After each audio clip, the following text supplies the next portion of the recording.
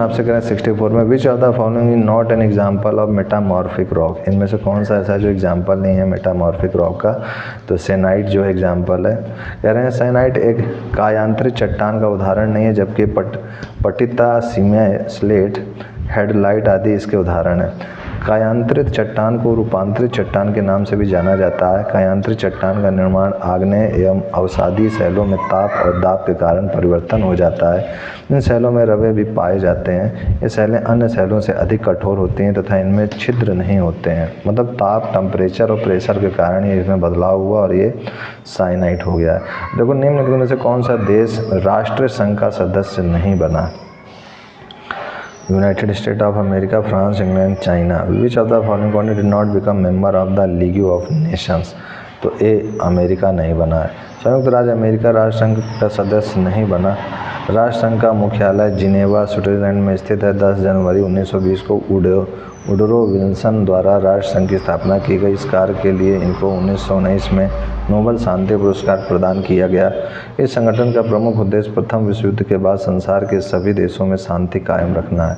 सन 2021 तक संयुक्त राष्ट्र संघ के देशों की संख्या 193 थी। 28 सितंबर 1934 से 23 फरवरी 1935 तक बहुत प्रयास के बाद इसके सदस्यों की संख्या 58 थी। देखो नेक्स्ट क्वेश्चन क्या कह रहे हैं आपसे। 66 में जब डीएनए निर्भर आरएनए पॉलीमरेज बहुकलन होता है उसकी दशा होती है। When DNA dependent RNA polymerase polymerisation take place it is, तो इसको रट लो एकदम, यूनिडायरेक्शनल 5 से 3, यूनिडायरेक्शनल 5 से 3, 5 to 3। जब डीएनए निर्भर आरएनए पॉलीमरेज बहुकलन होता है तब उसकी दिशा एकदिशीय 5 से 3 होती है। ये ध्रुवता के साथ स्ट्रैंड 5 से 3 टेम्पलेट के रूप में कार्य करता है। पॉलीमरेज श्रृंखला अभिक्रिया किसी डीएनए सेगमेंट की एकाधिक प्रतिरूप तैयार करने के लिए बहुतायत में उपयोग में लाई जाने वाली एक विधि है।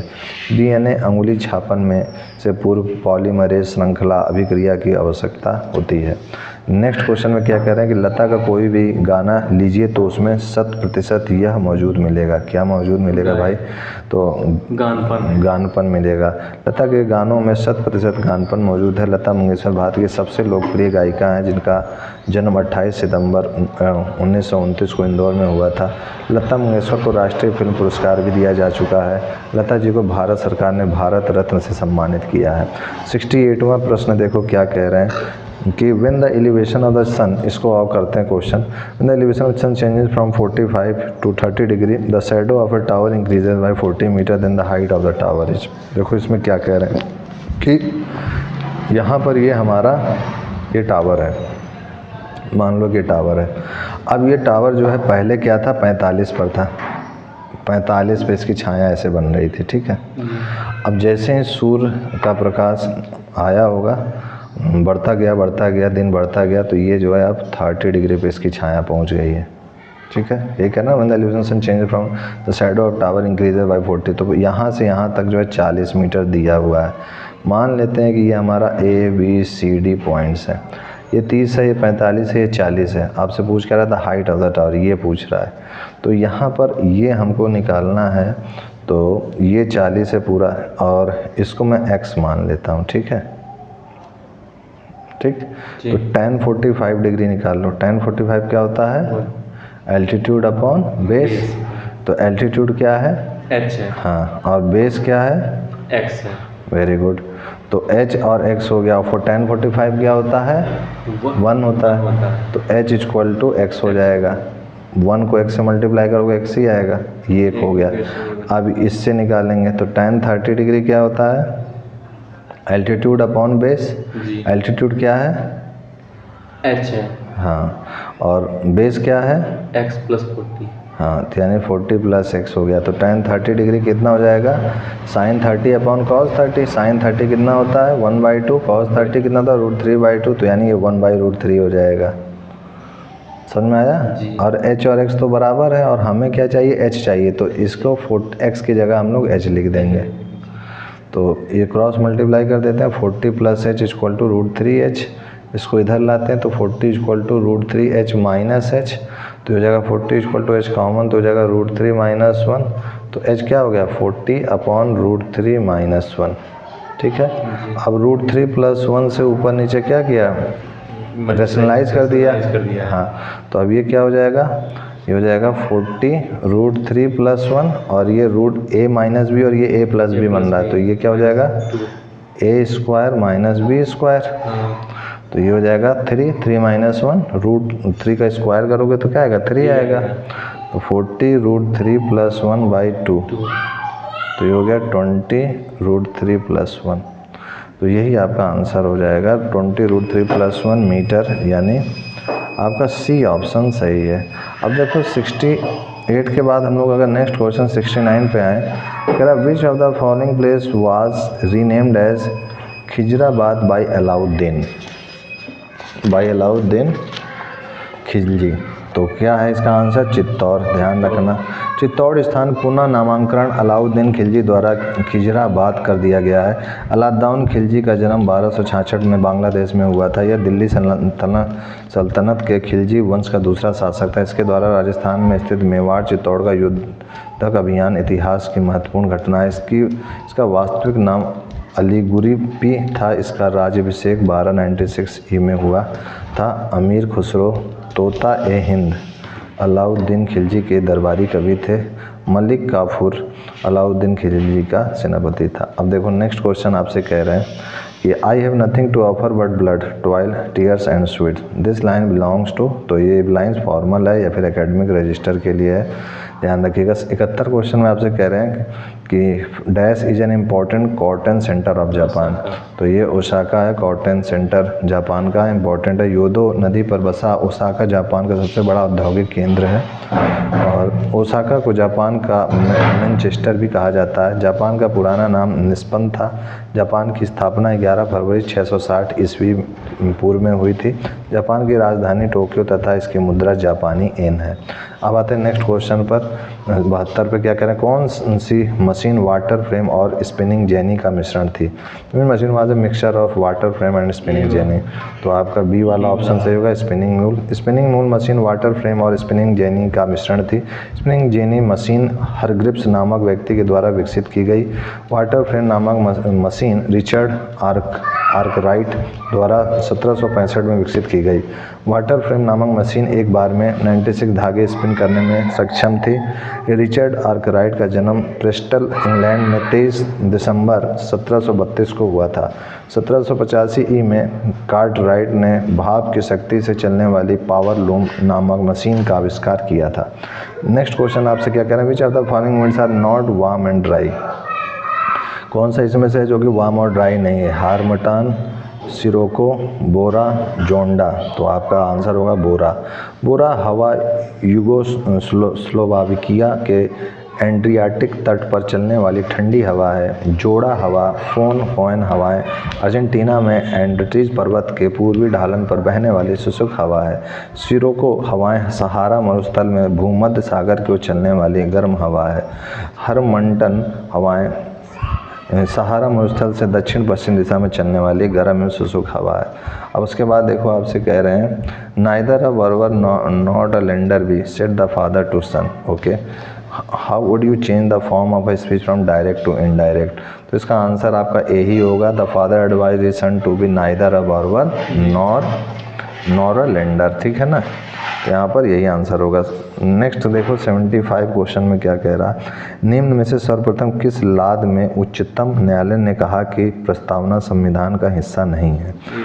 तो बेरुबरी यूनियनवाद में कहा गया था, ये आपका सही है।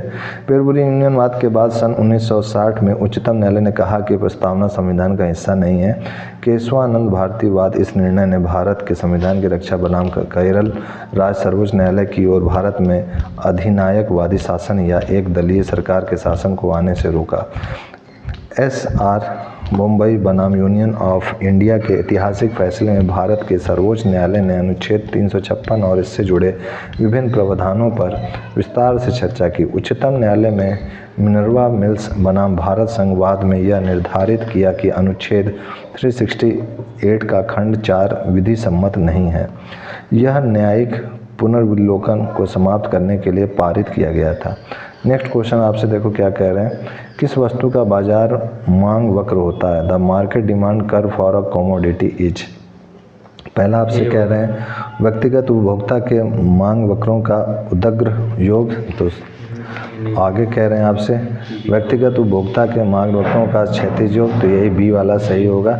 व्यक्तिगत उपभोक्ताओं के मांग वक्रों का क्षैतिज योग किसी वस्तु का बाजार मांग वक्र होता है। मांग यदि बाजार के अन्य सभी पहलुओं को स्थिर रखा जाए तो कीमतों के गिरने पर मांग बढ़ने लगती है। बाजार वक्र किसी भी समय बाजार में मांग व पूर्ति पर निर्भर करता है। जब मांग ज़्यादा तब बाजार मूल्य ज़्यादा। मांग बाजार इज डायरेक्टली प्रोपोर्शनल टू मूल्य। Demand is directly proportional to supply, और यही, और ज़्यादा डिमांड ज़्यादा सप्लाई होगा और ज़्यादा पैसा भी लेगा। तो बाजार में वस्तु के अनेक क्रेता होता है जब सभी उपभोक्ताओं द्वारा खरीदी जाने वाली किसी वस्तु की मात्राओं को बाजार मांग तालिका के रूप में परिभाषित कर सकते हैं। अब उसके बाद देखिए एक और क्वेश्चन कह रहे हैं आपसे, when a spring is stretched by 2 centimetre potential energy is U, if it is stretched 10 centimetre its potential energy will be. तो इसको ध्यान से समझ लेते हैं हम लोग थोड़ा सा, कि मान लो कि ये हमारा स्प्रिंग है ऐसे लगा हुआ, और ये फोर्स F से स्ट्रेच खींचा जा रहा है। अब कह रहे हैं 2 सेंटीमीटर इसको, ये मान लो यहाँ पर था, इसको यहाँ तक खींच के बढ़ा दिया गया, ठीक है। तो ये 2 सेंटीमीटर खींच के बढ़ गया। तो आपसे क्या कह रहे हैं यहाँ पर, पोटेंशियल एनर्जी इज यू, तो इसका जो पोटेंशियल एनर्जी है यू है। अब कह रहे हैं कि अगर ये 2 सेंटीमीटर से 10 सेंटीमीटर खींच दिया जाए तो पोटेंशियल एनर्जी पे क्या प्रभाव पड़ेगा। तो पोटेंशियल एनर्जी का फॉर्मूला क्या होता है, U इक्वल टू हाफ के एक्स स्क्वायर, ठीक है। तो यहाँ पर सबसे पहले तो U इक्वल टू हाफ के, पहले U ही था पोटेंशियल एनर्जी जब x क्या था 2 सेंटीमीटर, तो 2 सेंटीमीटर का स्क्वायर यानी ये 4 हो जाएगा, यानी हाफ के इंटू 4, तो ये हो जाएगा 2k, U हो गया, ठीक है। तो अब U डैश अगर हम लोग निकालें तो U डैश हो जाएगा हमारा हाफ के एक्स स्क्वायर। यहाँ पर x क्या हो गया 10 सेंटीमीटर, पहले 2 सेंटीमीटर था तो कितना आया U 2k आया। अब न्यू मतलब जब खींच करके और बढ़ा दिया 10 सेंटीमीटर तक, तो ये हो जाएगा हाफ के 10 का स्क्वायर, तो ये हो जाएगा हमारा हाफ के इंटू 100, तो ये हो जाएगा 50, तो ये हो जाएगा 50 के U डैश, ये हो जाएगा। तो ये जो 50 के इन दोनों को डिवाइड कर देते हैं, तो U डैश अपॉन U यानी 50 के बटे 2 के, तो 25, यानी जो नया पोटेंशियल एनर्जी होगा वो 25 गुना ज़्यादा होगा पहले वाले से। तो यानी 25 U, यानी इसका आंसर ये क्या हो जाएगा, डी ऑप्शन होगा। समझ में आया ये चीज़। अब उसके बाद देखो नेक्स्ट क्वेश्चन क्या कह रहे हैं, लेकिन दरवाज़ा उपन्यास है पंकज विशिष्ट का, एकदम सही है आपका। लेकिन दरवाज़ा उपन्यास पंकज विशिष्ट द्वारा रचित किया गया है। लेकिन दरवाज़ा उपन्यास का प्रकाशन 1996 में किया गया। पंकज विशिष्ट की अन्य पुस्तक भोली और गोलू खरामा शब्दों के घर आदि प्रकाशित है। प्रेमचंद द्वारा लिखित प्रमुख उपन्यास गोदान और गमन है। और फणीश्वर नाथ रेणु द्वारा रचित मैला आंचल हिंदी का श्रेष्ठ और सशक्त आंचलिक उपन्यास है। देखो नेक्स्ट क्वेश्चन क्या कह रहे हैं आपसे, number of water molecules present in a drop of water having volume 0.009 millilitre at room temperature is. तो यहाँ पर आपसे सिंपली कह रहे हैं number of water molecules present in a drop of water having volume 0.009 millilitre at room temperature is कितना होगा। तो ये जितना है, जितना भी ये है, तो यहाँ पर जो है हमें पता है कि 1 मोल जल में 6.022 इंटू 10 की पावर 23 एवोगैड्रो होता है अणु। तो 0.0055 में क्या हो जाएगा, इसको मल्टीप्लाई कर देंगे, ऐसे मैं लिख दूँ नेक्स्ट पेज में, यहाँ पे हो जाएगा। देखो हमने बताया था ये आपको कि 1 मोल ऑफ वाटर कि अणुओं की संख्या कितनी होती है 6.022 इंटू 10 की पावर 23। तो 1 मोल में जब इतनी है तो 0.00 और यहाँ पर देखो 9 दिया हुआ है, तो 9 ग्राम है, पानी का मोला द्रव्यमान है, तो इसको निकाल लेंगे हम लोग पहले मोल में। तो ये जो है 0.009 ml है, मिलीलीटर है। तो इसको जो है पानी का जो मॉलिक्यूलर मास गिवन मास अपन मॉलिक्यूलर मास, तो ये इसको 0.009 ग्राम हम लोग मान लेंगे, मिलीलीटर है। और हमको वाटर का मॉलिक्यूलर फार्मूला क्या होता है, वाटर का H2O है, तो ये हो जाएगा 2 × 1 + 16, तो ये 18 हो जाएगा। तो 18 से इसको डिवाइड कर देंगे, 18 से इसको डिवाइड कर देंगे तो क्या हो जाएगा हमारा 0.009 अपॉन 18, तो ये 9.001 9 बार में और ये 2, तो ये 2 ऊपर 0.5 आएगा, 0.5 इंटू 0.001 तो कितना हो जाएगा, आ जाएगा 0.0005 हो जाएगा। ठीक है, अब इस 0.0005 से 0.0005 मोल में कितने होंगे, तो ये 6.022 इंटू 10⁻23 से 0.0005 का गुणा कर दो। तो जब इसको आप मल्टीप्लाई करोगे तो ये कितना आ जाएगा हमारा 5 6 या 30, 5 2 या 10, 5 2 10 1 11, 5 6 या 30, तो ये आ जाएगा हमारा सिंपली 3.011 और 10⁻20 में आएगा। ठीक है, तो ये आंसर हो जाएगा। यहाँ से पॉइंट हटाएंगे और 3 जीरो बढ़ा करके इसको घटा देंगे, 4 जीरो बढ़ा करके फिर 1 जीरो से इधर कर देंगे मल्टीप्लाई, तो ये 3.001 10⁻20 आ जाएगा। तो ये आंसर आपका किसका है, सी ऑप्शन इसका सही होगा। अब देखो 79 के बाद हम लोग नेक्स्ट क्वेश्चन पे आते हैं 80 पर।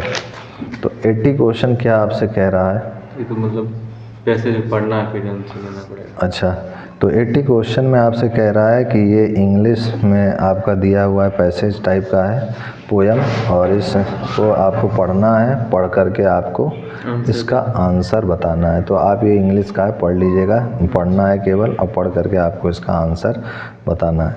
तो आप बता ले जाएंगे, इजी है ये। अब उसके बाद देखो क्या कह रहे हैं 81 में, कह रहे हैं ABC त्रिभुज ABC के if ABC are vertices of triangle then the area of triangle ABC। तो आइए इसको करते हैं। देखो ये ट्रायंगल ABC है, ये हो गया हमारा ABC, और इसकी वैल्यू दी हुई है 2 3, इसकी वैल्यू दी है -1 2, और इसकी वैल्यू दी हुई है 2, -1।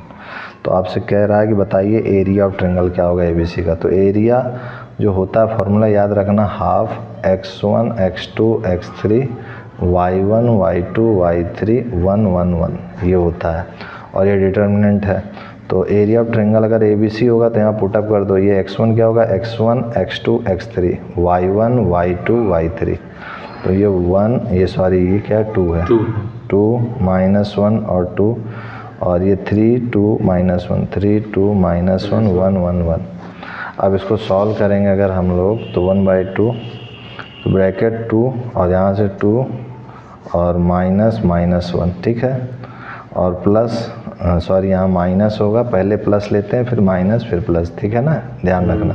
तो माइनस रहेगा, फिर 3 आएगा, फिर उसके बाद ये जो है पोर्शन इधर का, ये जब इधर से लाइन खींचेंगे और इधर से तो ये ढक जाएगा, तो ये -1 2 और 1 1 बचेगा। तो इससे इसको मल्टीप्लाई करेंगे तो -1, इससे इसको करेंगे तो -2। समझ में आ रहा है ना जी। फिर +1, फिर ये जो है इधर से ये ढक देंगे, ये ढक देंगे तो बचेगा ये वाला, तो -1 × -1 हो जाएगा 1, और 2 × 2 -4, तो ये हो जाएगा हमारा 1/2, तो 2 और 2 + 1 3, -3 × ये हो जाएगा -3 और प्लस -3, तो ये हो जाएगा हमारा 1/2, ये 3 2 6, और ये हो जाएगा +9 -3, तो 9 6 15, 15 -3 क्या हो जाएगा 12, तो 1/2 × 12 तो हो जाएगा 6। तो यही आपका आंसर हो जाएगा। तो इसका जो है आंसर डी ऑप्शन सही होगा। अब देखो नेक्स्ट क्वेश्चन में आपसे क्या कह रहा है, इस क्वेश्चन में देखो क्या कह रहा है आपसे, निम्नलिखित में से कौन राजनीति विज्ञान के सैद्धांतिक और व्यवहारिक आयामों के बीच अंतर नहीं करता है, कौन सा नहीं करता है, ये ज़रा देखें। कह रहा है आपसे जेलिनेक, विलाबी, पोलाक या गेटल। तो गेटेल सही है। पोलाक ने राजनीतिक विज्ञान को सैद्धांतिक और व्यवहारिक भागों में विभाजित किया था। विलाबी और जातिक ने भी द्रव्य विभाजक का समर्थन किया था। ज्ञात हो कि गेटेल ने इसका समर्थन नहीं किया था। और इसमें पूछ क्या रहा है, नॉट, है ना।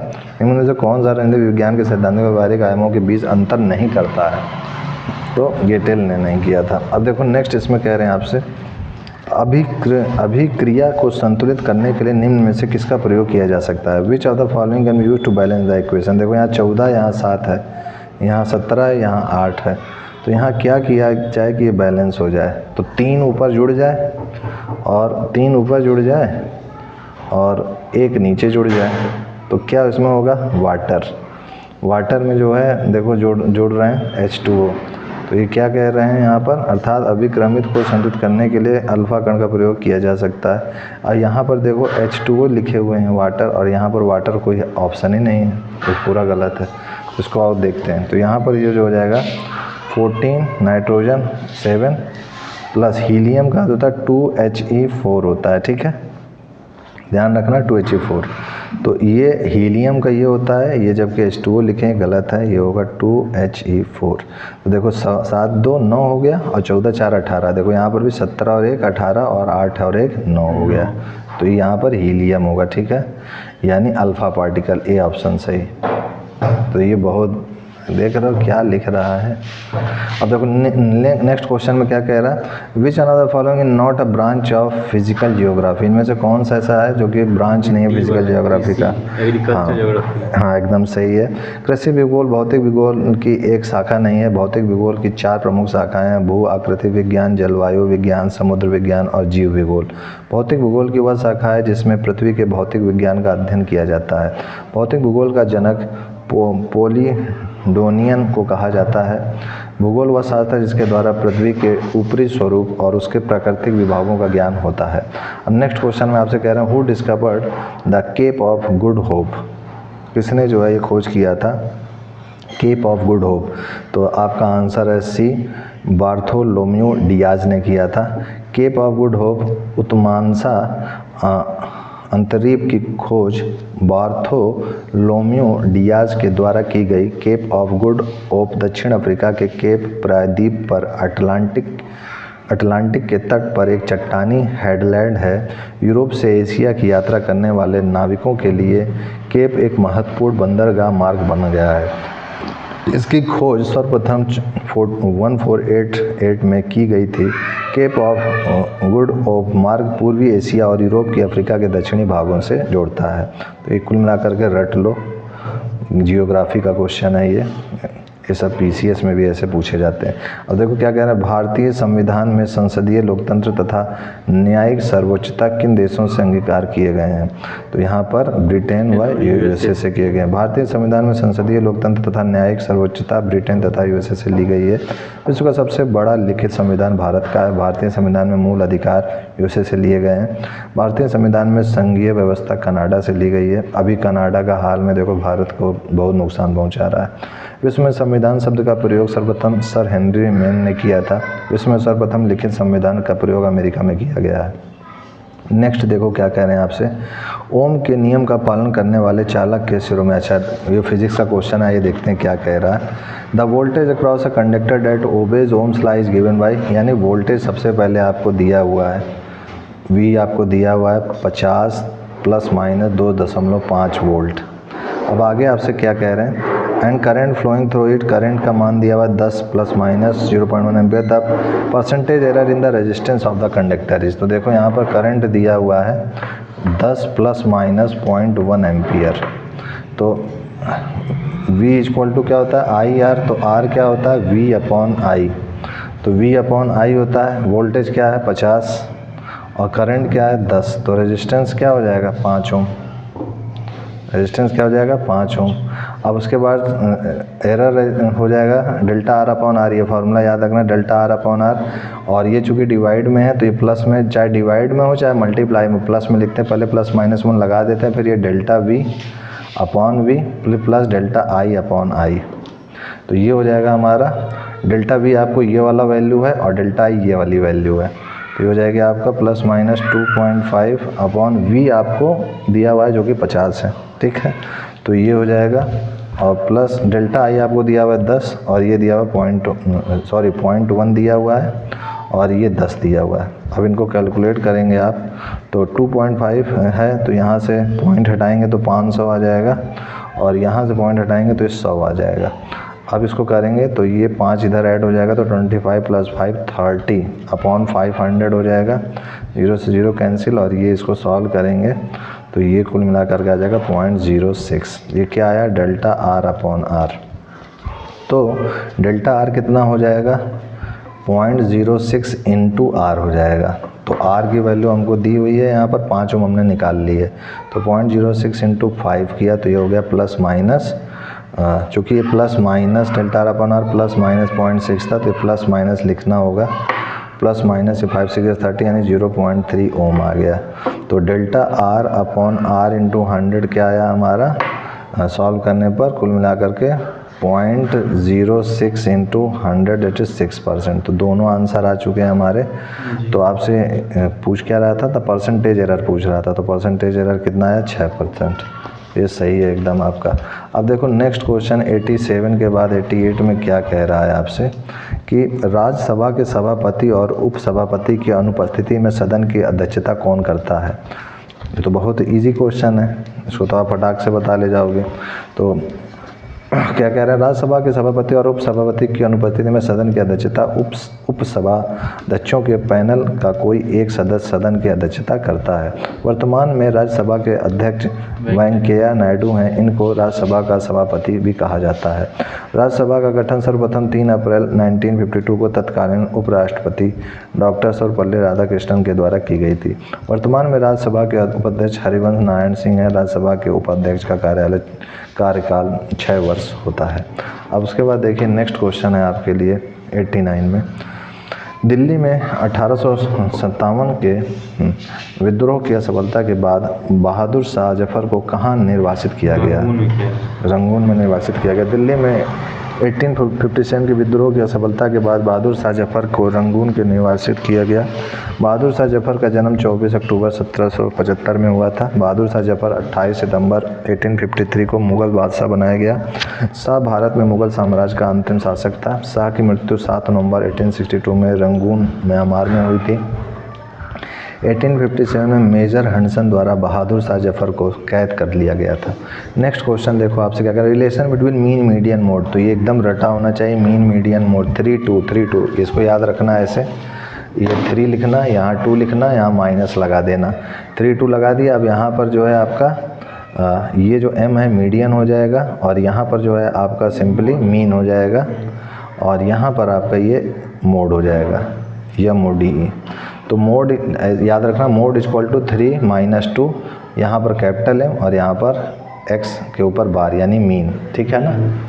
या इस मीन को स्मॉल m से रिप्रेजेंट करना हो कर लो, capital M minus small m 3 2। ये मीन क्या है, मीडियन। ये क्या है, ये मीडियन है, ये मीन है और ये मोड है। ये याद रखना है, बहुत इजी था क्वेश्चन। आइए नेक्स्ट क्वेश्चन में क्या करना था, greatest 3 digit prime number is. तो 997 है क्योंकि 998 प्राइम नंबर नहीं है, 999 भी प्राइम नंबर नहीं है, तो 997 ही है जो कि प्राइम नंबर है, ठीक है। अब उसके बाद देखो क्या कह रहे हैं, निम्नलिखित में से कौन सा पुरातात्विक स्थल सिंधु घाटी सभ्यता से संबंधित नहीं है। कौन सा इसमें है भाई, आहड़। तो इसमें क्या कह रहे हैं, आहड़ पुरातात्विक स्थल सिंधु घाटी सभ्यता से संबंधित नहीं है। सिंधु सभ्यता के सबसे बड़े स्थलों में से एक राखी गढ़ी भारत में 500 हेक्टेयर क्षेत्र में फैला हुआ है। सिंधु सभ्यता के 3 स्थल जो नदी के किनारे बसे थे, धोलावीरा लूनी नदी के तट पर स्थित है, लोथल भोगवा नदी के तट पर स्थित है, मोहनजोदड़ो सिंधु नदी के तट पर स्थित था। सिंधु घाटी सभ्यता का काल 3300 से 2500 ईसा पूर्व रहा। हड़प्पा सभ्यता को कांस्य युग भी कहा जाता है। नेक्स्ट क्वेश्चन में आपसे क्या कह रहे हैं इसमें, विच of the following acid is exerted in urine of people suffering from phenyl ketonuria. Phenyl ketonuria के रोगी के मूत्र में उत्सर्जित होने वाला अम्ल है, बताओ कौन सा है, फेनिल प्यूरिक एसिड है।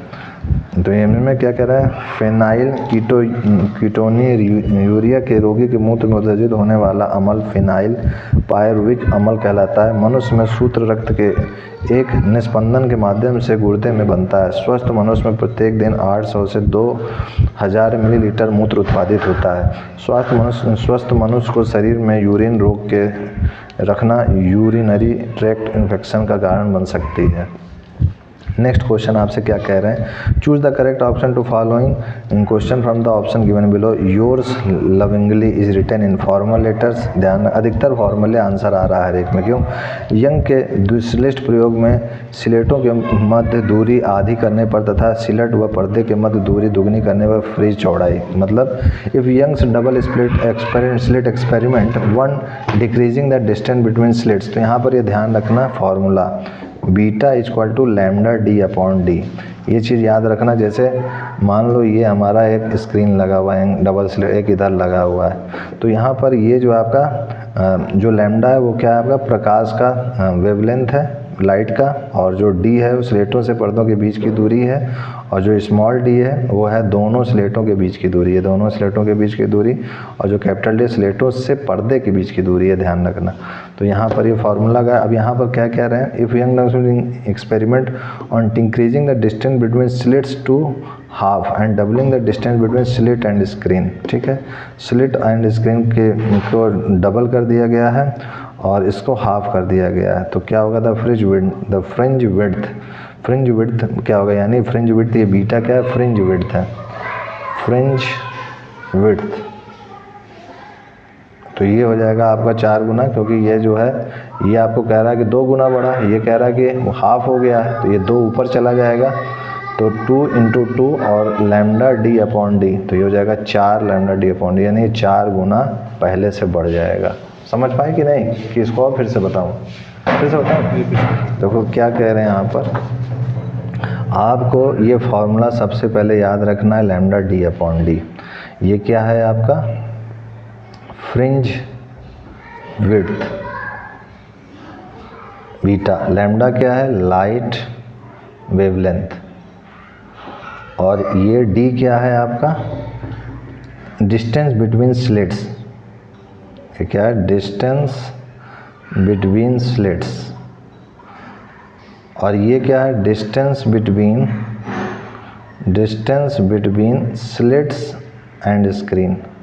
ठीक है, अब देखो इसमें कह रहा है कि जब पहले बीटा था, अब बीटा डैश क्या होगा, लैम्डा वही का वही है, ये जब 2 गुना कर दिया गया और ये जब हाफ कर दिया गया पहले का, पहले डी था अब उसका हाफ हो गया, तो इसको सॉल्व करोगे तो क्या आएगा, ये 2 ऊपर चला जाएगा, तो 4 लैम्डा डी अपॉन डी तो आएगा, और ये क्या है, बीटा ही तो है, ये बीटा ही तो है ये चीज़, तो ये बीटा डैश क्या आ गया, 4 टाइम्स आया ना बीटा के, तो वही ये पूछ रहा था। तब फ्रिंज विड्थ क्या हो जाएगी, तो 4 गुना बढ़ जाएगी, डी ऑप्शन सही होगा। समझ पाए बात को।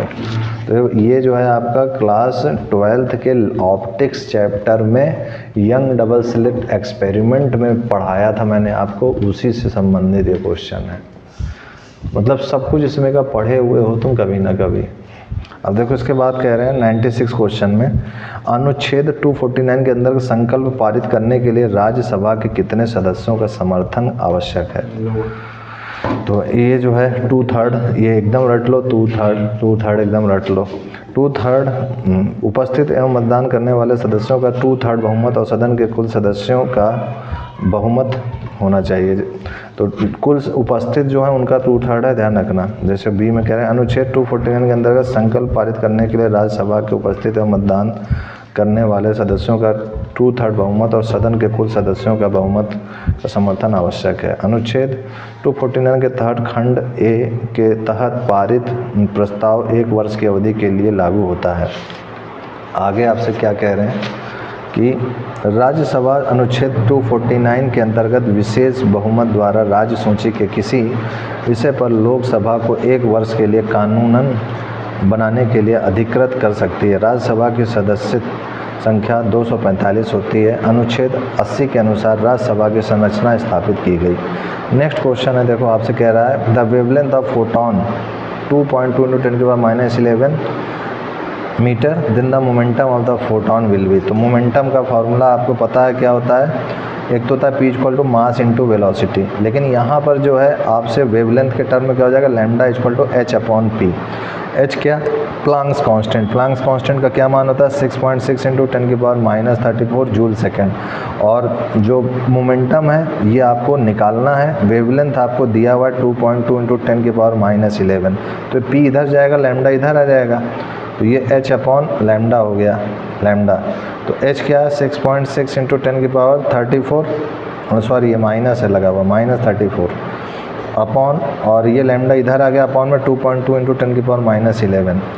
तो ये 3 बार में चला जाएगा और ये -11 ऊपर जाएगा तो प्लस हो जाएगा, तो 3 × 10⁻34 + 11, तो कितना हो जाएगा 23। तो 3 × 10⁻23 kg मीटर पर सेकेंड, यही kg मीटर पर सेकेंड ऐसे लिख लो या फिर डंडा लगा के सेकंड लिख लो, यही आपका आंसर हो जाएगा। ठीक है, तो ये आपका मोमेंटम हो निकल के आ चुका है। अब देखो नेक्स्ट क्वेश्चन में क्या कह रहे हैं, विच वन, अब ये किस चैप्टर का है, ये जो है आपका ड्यूअल नेचर ऑफ मैटर का है और ये भी आपका क्लास 12th की फिजिक्स का क्वेश्चन है। तो क्लास 12th की फिजिक्स, 11th की फिजिक्स, 11th 12th की केमिस्ट्री और 11th 12th की मैथ से इसमें रिलेटेड क्वेश्चन काफ़ी हैं, आ रहे हैं, पूछे जा रहे हैं। और फिर एक आपका पॉलिटी से रिलेटेड क्वेश्चन इसमें मैं देख रहा हूँ ज़्यादा है, और इकोनॉमिक्स के कुछ बहुत हैं और इंग्लिश के कुछ बहुत हैं। तो ये नेक्स्ट क्वेश्चन क्या कह रहा है, which one of the following is not an epoch on the territory period. तो क्या है, अत्यंत नूतन तृतीयक कल्प का युग नहीं है। तृतीयक कल्प के अंतर्गत आदि नूतन, अधिनूतन, अल्प नूतन, अति नूतन के 4 युग आते हैं। अमेरिका और अन्य कई स्थानों में इनके अतिरिक्त एक युग पूरा नूतन भी आता है। इस युग के जीवों में कोरे मिनी केरा अरिच्छधारियों में और स्तनधारी जीव ऋणधारियों में भरता है। तृतीय कल्प पृथ्वी के भौमकीय इतिहास से संबंधित पुराना शब्द है। तृतीय काल भूगर्भिक काल का पूर्व आधिकारिक अंतराल लगभग 66 मिलियन से 2.6 मिलियन वर्ष पूर्व तक रहा। यह काल सोनोजोइक युग में 2 अवधियों में है। पहले का पारंपरिक नाम है, दूसरा चतुर्पार्तुक काल है। 99वां क्वेश्चन देखो क्या कह रहा है आपसे, जयसी की पद्मावती का संबंध किस द्वीप से था। तो सिंघल द्वीप से था। क्या कह रहे हैं इसमें कि जयसी की पद्मावती का संबंध सिंघल द्वीप से था। पद्मावत हिंदी साहित्य की सूफी परंपरा का प्रसिद्ध महाकाव्य है। पद्मावत के रचनाकार मलिक मोहम्मद जायसी हैं।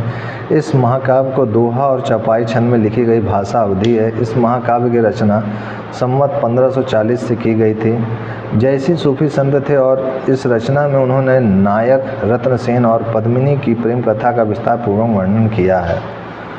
और सिंघल द्वीप श्रीलंका का राजा गंधर्व सेन था, पद्मावती जिसकी कन्या थी। नेक्स्ट क्वेश्चन देखो आपसे क्या कह रहे हैं। अब देखो ये आपका बामर सीरीज, पाश्चन सीरीज जो हम लोग पढ़े हैं, केमिकल बॉन्डिंग चैप्टर में है और ये फिजिक्स में भी है। फिजिक्स में भी ये सीरीज आती है और देख रहे हो ये बहुत पूछा जा रहा है question. The ratio of wavelength of first line in Balmer series to that in Lyman series is. तो ये याद आपको फार्मूला याद होना चाहिए, 1/λ Rydberg constant 1/n1² minus 1/n2²। तो ये जो है एक उससे पहले के ऑर्बिट है और ये n2 उसके बाद की जहाँ वो जंप करके पहुँचा है। तो बामर सीरीज में जो है आपका क्या होता है, n जो है 2 होता है और ये n 2 से 3 की ओर जाता है। और लाइमन सीरीज़ में n जो है 1 होता है और 1 से 2 की ओर जाता है। ध्यान रखना, ये जो है बामर सीरीज़ है, बामर, और ये आपका लाइमन सीरीज़। तो सबसे पहले ये 2 3 यहाँ रखोगे, फिर लैम्डा निकालोगे। तो मैं 1/λ निकालता हूँ बामर के लिए, b लिख दिया यहाँ पर। तो ये रेडबर्ग कांस्टेंट उसी तरीके से 1/2 का स्क्वायर 4 और 3 का स्क्वायर 9। तो ये कितना हो जाएगा हमारा, 9 - 4 5 ही होगा ना जी। 5/36 हो जाएगा। क्यों, सही है ना जी। जहाँ कैलकुलेशन मिस्टेक हो बोलना। अब उसके बाद 1/ लाइमन सीरीज़ में ly कर देते हैं, तो ये r, तो 1/1 है और ये 2 हो जाएगा 4, 1/4। तो ये हो जाएगा 4 - 1 यानी 3/4। तो ये 3/4 आ गया है। अब इनको जो है l इनको डिवाइड कर देते हैं, तो 1/LB/1/λL। तो ये हो जाएगा 5/36 और डिवाइड है अपॉन में 3/4। तो ये हो जाएगा 5/36 और ये 4/3 ऊपर जाएगा तो मल्टीप्लाई हो जाएगा। अब ये हो जाएगा 4 9 जा तो 5/27। तो आ रहा है क्या 5/27। तो 5/27 आ गया 1/λB/1/λL। हाँ 1/λL। और तो हमें अभी ये आया ना, इसको भी तो सॉल्व करना पड़ेगा। तो ये आ जाएगा λB/λL। तो ये हो जाएगा 27/5। तो यही हमारा आंसर हो जाएगा। क्या आप समझ पाए? तो इस टाइप से हमारा ये 100वां क्वेश्चन भी हल हो चुका है। अब उसके बाद हमारा नेक्स्ट पेपर सीरीज़ हम लोग जो कि 14 मार्च को हुआ था, प्रथम पाली में पूछा गया था। इसको हम लोग नेक्स्ट वीडियो में देखेंगे और समझेंगे डिटेल में। तो आज के लिए इतना ही मित्रों, तब तक के लिए जय गुरुदेव, जय श्री राम, जय भारत माता, and I will see you next time.